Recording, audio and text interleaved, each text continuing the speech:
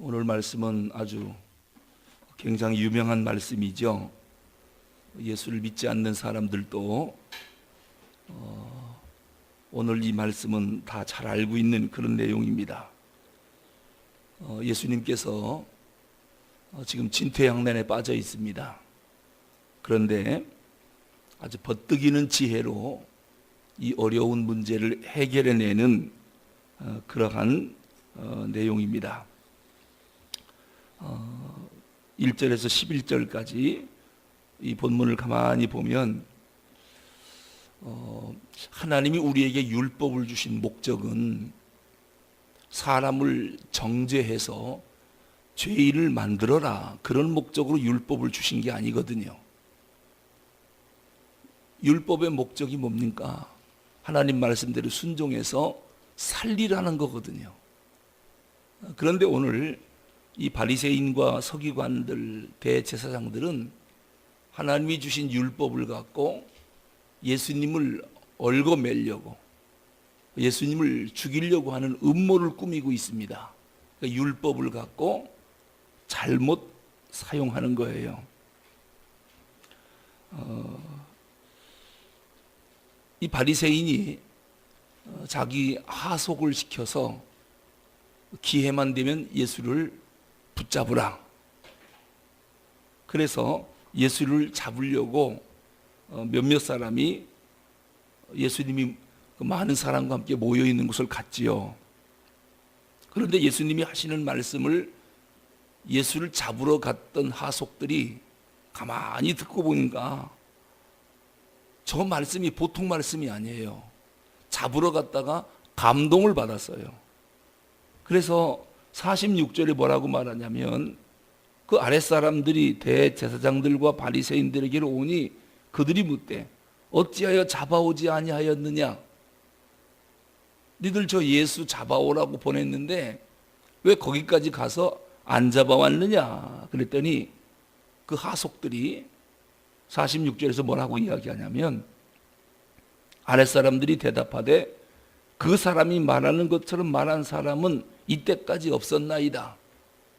예수님 말씀하시는 걸 들어봤더니 보통 말씀이 아닙니다. 어떻게 저런 분을 잡아올 수가 있습니까? 지금까지 들어보지 못한 말씀을 전하고 있었습니다. 그랬더니 바리새인들이 뭐라고 말했냐면 47절에서 바리새인들이 대답하되 너희도 미혹되었느냐? 아마 니들이 홀렸나 보다. 예수 말을 듣더니 니들도 거기에 빠져버렸느냐? 이렇게 묻습니다. 이 바리새인과 서기관 제사장들은 어떻게 해서든지 예수를 붙잡으려고, 예수를 잡아 죽이려고 계속 음모를 꾸미고 있습니다. 이 악한 마귀는 바로 그래요. 정면 공격으로 안 되면 우회 공격을 합니다. 함정을 팝니다. 예루살렘 교회를 공격할 때도 가만히 보면은 처음에는 핍박을 가해요. 교회를 공격합니다. 근데 교회가 무너지지 않으니까 아나니아와 삽비라 집사 부부를 통해서 죄짓게 만들어요. 그래도 안 되니까 나중에는 헬라파 과부와 히브리파 과부들 사이에 분쟁을 일으킵니다. 이런 것들이 교회를 분열시키려고 하는 마귀의 방법이에요. 핍박해도 안 되죠. 또 집사 부부를 통해서 죄짓게 만들지요. 또 교회를 분열시켜 버리지요. 이런 거 저런 거 안 통하니까 나중에는 교인들을 나태하게 만들어 버립니다.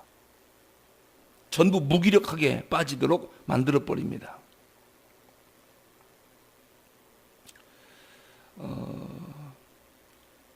어쨌든 이 악한 마귀가 어떻게 해서라도 예수님을 붙잡아서 죽이려고 여러 가지 음모를 꾸미고 있습니다.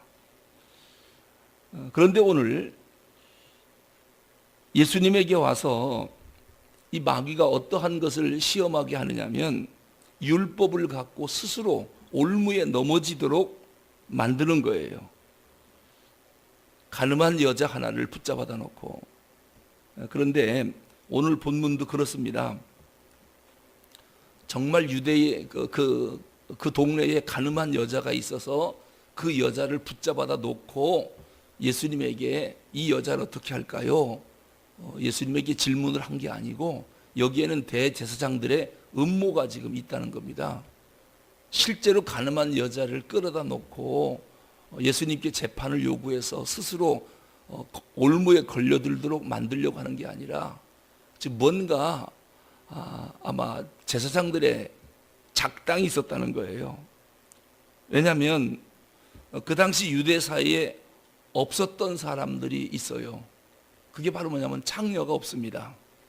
유대 사회는 겉으로 드러내놓고 만약에 창녀 일을 한다, 그 자리에서 돌로 맞아 죽어요. 그래서 어디를 가봐도 창녀를 찾기가 어려워요. 있으면 죽으니까요. 그 다음에 가늠한 여인들이 있을 수가 없어요. 발각되면 돌 맞아 죽거든요. 그리고 무당이 없습니다. 무당짓 하는 것을 보면 그 자리에서 죽임을 당하거든요. 그래서 유대 사회는 세 가지가 없습니다. 창녀도 없고 가늠하는 여자도 없고 그리고 무당도 없고. 그런데 어디서 가늠하는 여자 하나를 데려다가 예수님 앞에 끌어다 놓고 이 여자 어떡할까요? 그런데 뭐 여자가 가늠하면 혼자 합니까? 남자도 있을 거 아닙니까? 현장에서 잡혔다면 그럼 가늠한 남자는 어디 있습니까? 없습니다. 혼자 여자 끌어다 놓고. 그래서 어떤 신학자들은 그래요. 예수를 올무에 걸어서 붙잡으려고 스스로 모순에 빠지도록 만들자. 그리고서 제사장과 서기관들이 머리를 짰다는 겁니다. 예수님을 힘들게 해서 올무에 넘어지게 하는, 스스로 모순에 빠지게 하는 방법이 뭘까? 이게 마귀의 지혜거든요. 여러분, 마귀의 지혜가 대단하다는 걸 아십니까? 그래서 이 가늠한 여자를 불러다 놓고 예수에게 묻는 겁니다. 이 여인을 어떻게 할까요? 선생이요, 이 여인을 어떻게 할까요? 라고 물어요. 돌로 치라. 예수님께서 그렇게 말하면, 왜냐하면 가늠한 여자는 돌로 치게 되어 있거든요.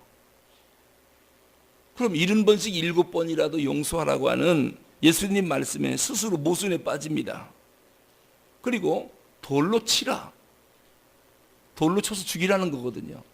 근데 그 당시 사형 집행은 로마 법에 의해서 하게 되어 있거든요.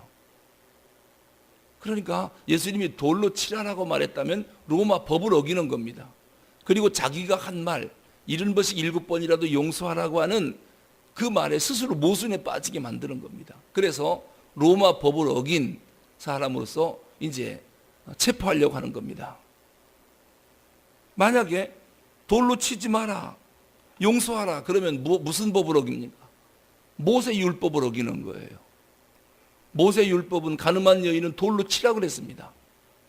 그런데 돌로 치지 마라 그러면 이 사람은 모세 율법을 어기기 때문에 유대 사회에서 출교당합니다. 유대인의 교제권에서 끊어버립니다. 그러니까 돌로 치라고도 못하고 치지 말라고도 못하고 어떻게 대답하든지 간에 예수님은 올무에 걸리게 되어 있습니다.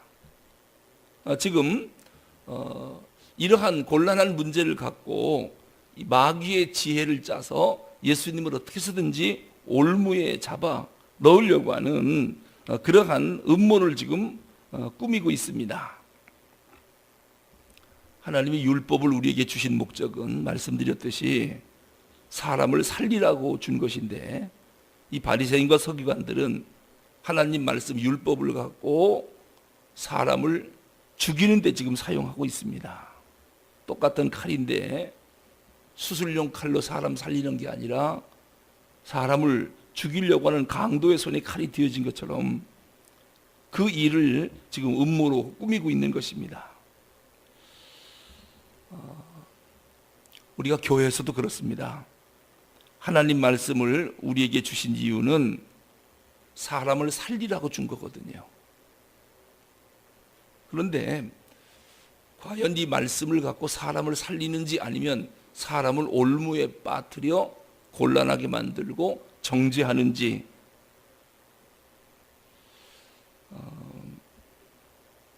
우리가 하나님 말씀을 인용하면서 사람을 곤란에 빠뜨리는 사람들이 있습니다. 오히려 하나님 말씀으로 위로하고 격려하고 곤란에 빠뜨린 사람을 살리는 데 사용을 해야 되는데, 주신 율법을 갖고 정죄하는, 하나님 말씀을 인용해서 사람을 정죄하는 데 사용하는 그런 경우도 간혹 있습니다. 오늘 이 말씀을 가만히 묵상하면서, 야, 마귀의 지혜도 대단하구나. 어떻게 해서든지 예수님을 올무에 빠뜨려서 잡으려고 하는 마귀의 지혜가 참 대단하다. 하지만 예수님은 이 마귀의 지혜에 그 함정에 빠지질 않습니다. 그리고 그 위기 상황에서 땅바닥에 글씨를 씁니다. 근데 뭐라고 썼는지 오늘 성경에 나와 있지 않지만은 사람들이 그거를 보고 그냥 다 도망가 버렸습니다. 뭐라고 글씨를 썼겠습니까? 그건 내일 새벽에 말씀드리겠습니다. 기도하겠습니다.